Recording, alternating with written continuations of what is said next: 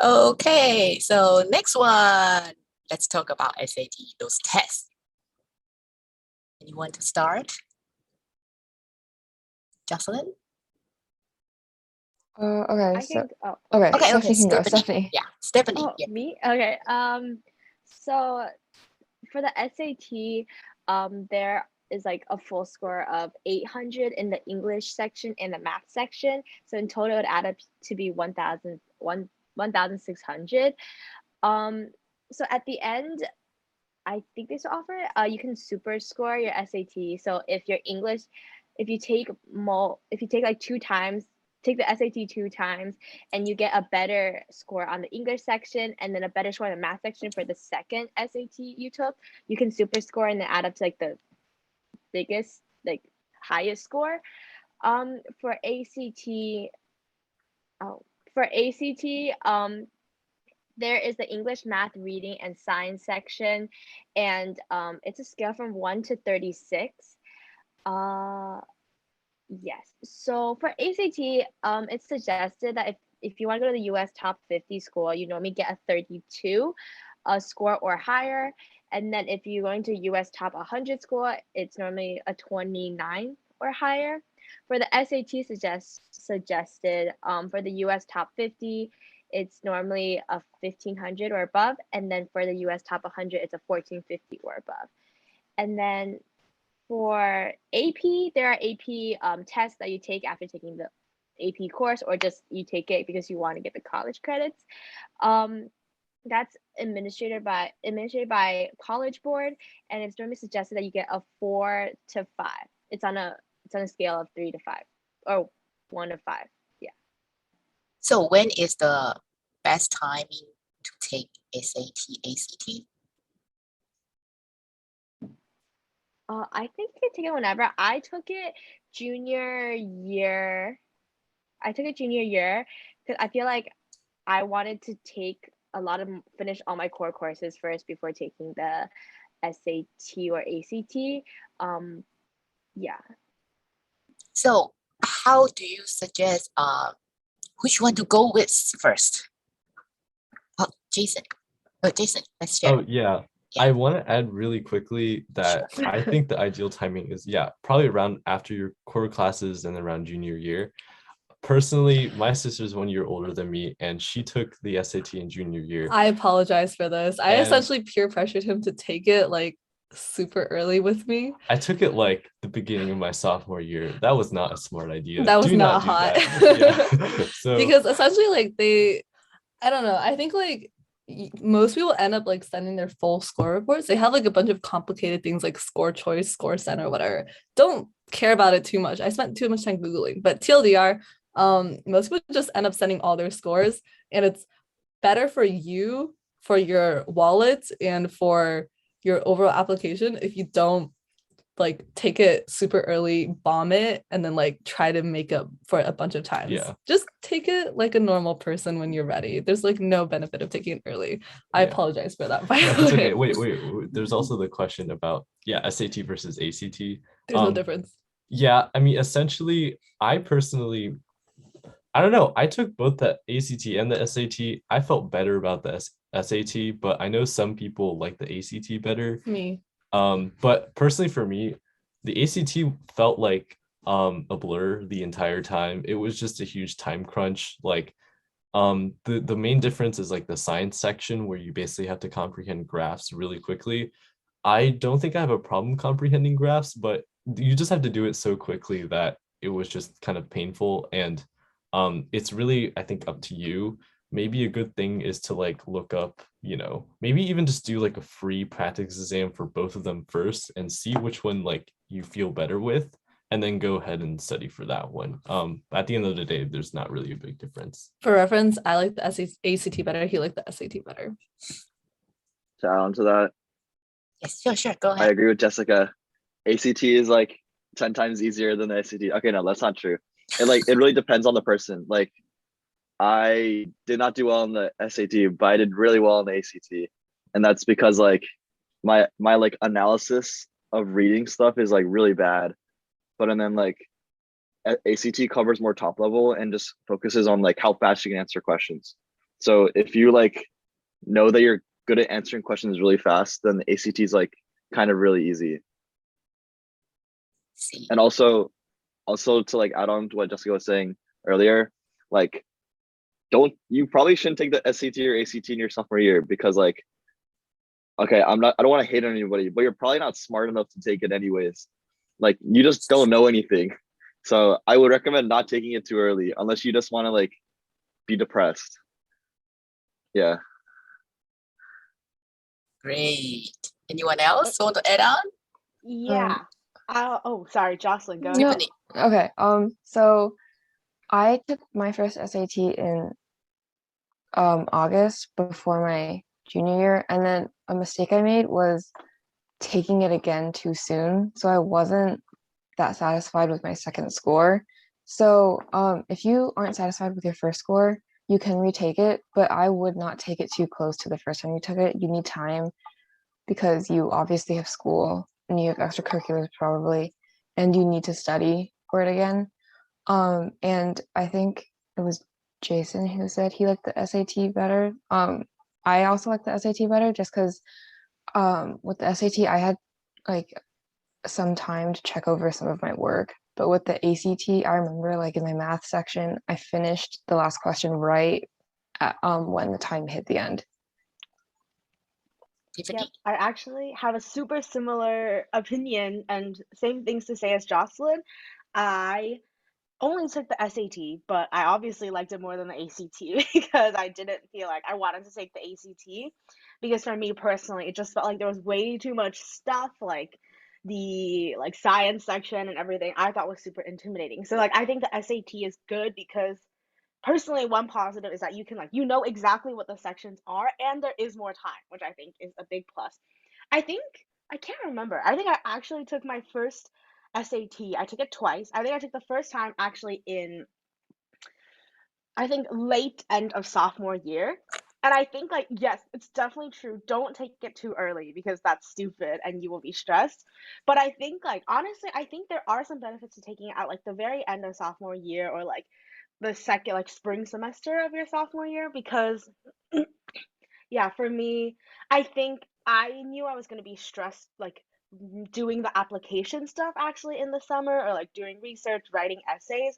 So for me, it like took a lot of the weight off my back to have taken the SAT earlier because you know you have one score. But also, I was not happy with my SAT score when I took it in my sophomore year. So I retook it in junior year. And like I just felt like that time it was very stressful for me because I was trying to do it while like writing my essays. And then did I take it in my junior? I'm pretty sure I did. Or was this all in sophomore year? I don't know. But I was taking it during the school year, which I remember was very stressful. And then there was like blizzards. So like I just like did not have time to study. So I actually was also not very happy with my second SAT score compared to my first. So I think it's like important to think about that. Like if you want to give yourself some like buffer room, then I was just maybe taking it slightly earlier just so you at least have time between the first and the second test to study and your second test is not like happening right when you're like taking exams and also trying to write your application. So that's just something to keep in mind. Because when you send the scores, like yeah, you do have to send back when I did it, you had to send your full score report. So like you would send your like writing, reading, and math score for all of them, and then the college will super score it for you. So like yes, it is super scored, but they can still see your individual score. So if you're like doing terribly on one section, which I did, like that still goes to them, right? So yep. I see. So I have most one of more thing to say. sure. Oh. Add on. Okay, sorry. Just really quick. So It's to add okay. on to like ACT versus SAT, you don't have to study for both because they're basically like really similar. I only studied for the SAT and it transferred over and resulted in me doing better on the ACT. For reference, I got a 35 on the ACT. And then also you don't need to go to prep. I didn't go to prep and I didn't pay like thousands of money on SAT, ACT prep, and I still got a 35. So SAT, ACT prep is a scam. It's a waste of money. Don't do that unless you want to waste money. But Khan Academy is like my savior, pretty much. Khan Academy. I can testify do to Khan that. It's a waste Academy. of money. Academy, Khan okay. Academy is so free and like they work with College Board, so very recommend. Okay, great. And then another question is like how far before you need to register, sign up your SAT or ACT? Because I know like there's a location availability, right? I don't think they release all of the they usually release the locations closer towards the date of the SAT or ACT that you're taking, I think. But Yes. definitely earlier the better, because you want to get somewhere closer to you or you'll be sleep deprived in your test. Like I was my first or second time. So sign up as early as possible and try to get a closer school to you. So is there anybody like taking 3 times ACT, SAT, those things? So third time is not good, right? Jessica? Oh wait, I don't know how many times I took it, but Uh-huh. I think all added together, it was definitely like maybe 3 times. 3 Like I times? know, I think I was the same with Aaron. I took the SAT like a couple times and then it was like fine, but I just accidentally signed up for the ACT and I ended up doing better on the ACT. I don't think that like I don't want to scare people with like the idea of colleges will have like see everything you ever did. I don't think they care. Like I feel like the overall thing for this section is they don't care that much once you get past like a certain point. So don't like, yeah, just I think get like a certain score and then like a good score for your Naviance. Just check your school's Naviance and see like what's a reasonable score to get. Just get like above that and then you're like fine. So like don't worry about getting above a 1550 or whatever.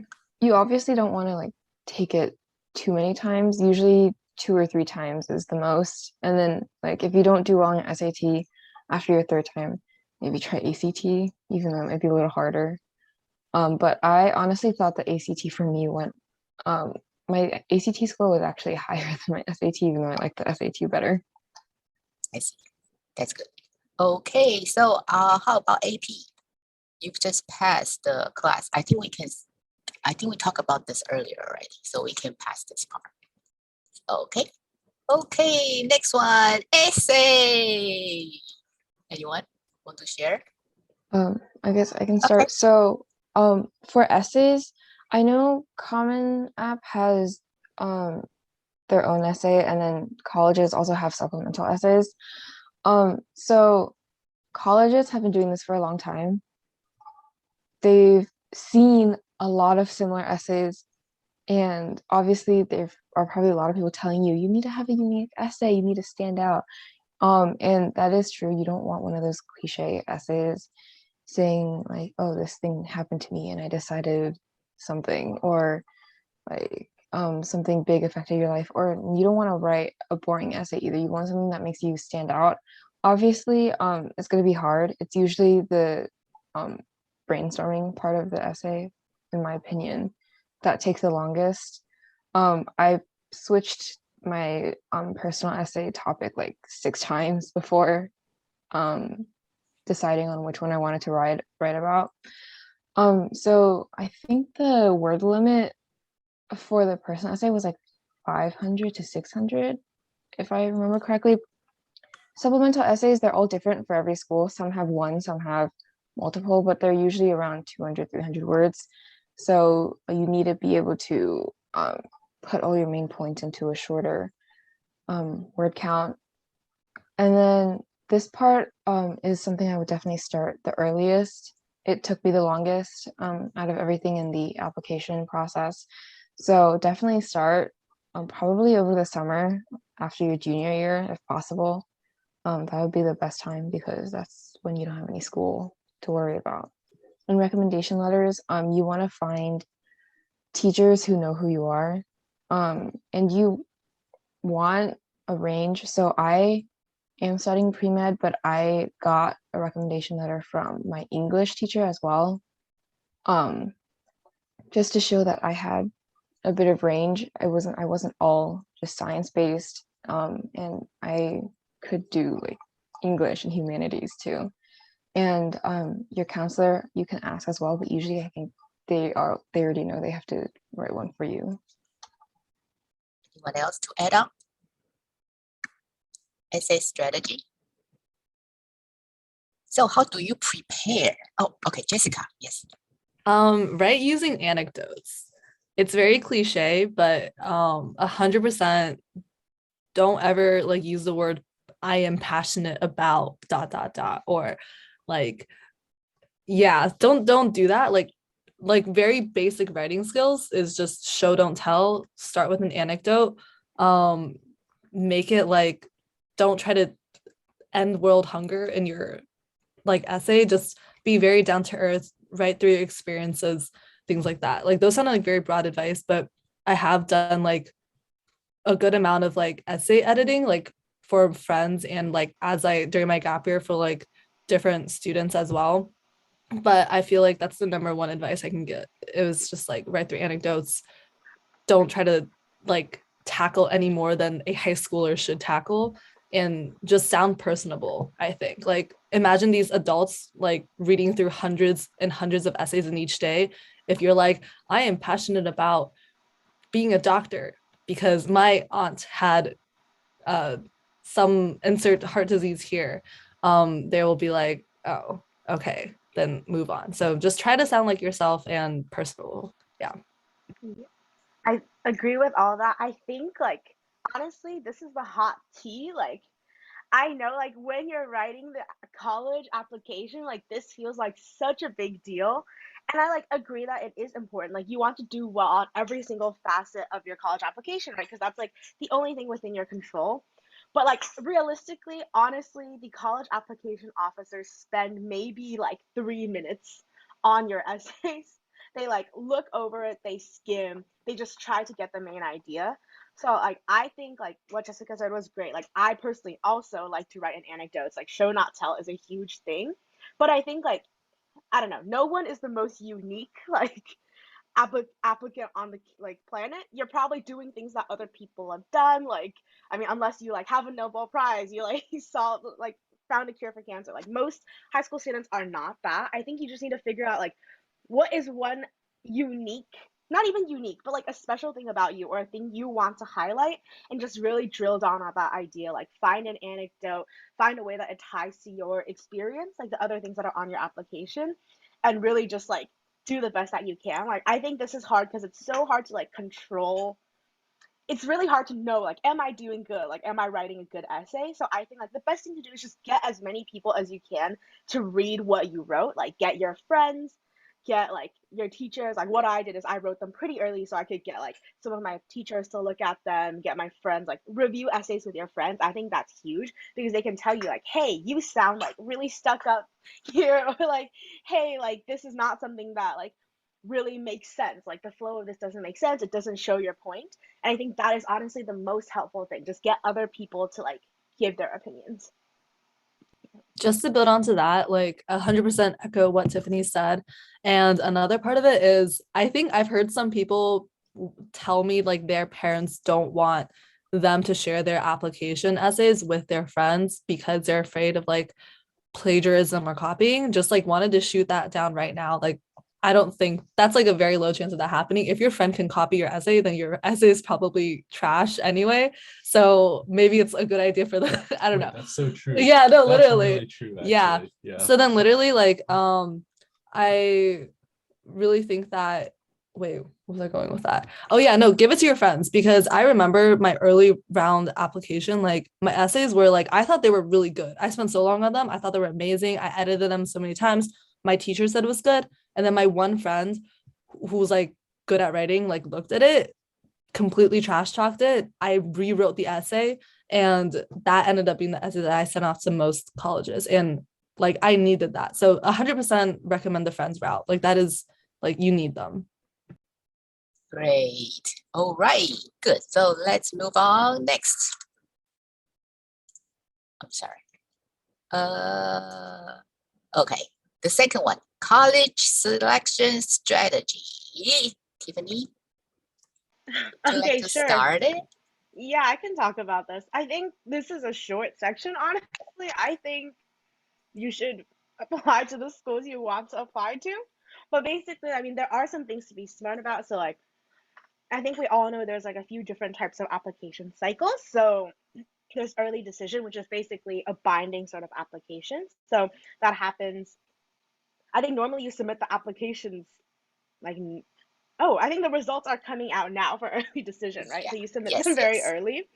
And this is something that is legally binding. Like there are ways to get out of it, but it's extremely difficult. And I would not recommend like applying to a school early decision just to get out of it.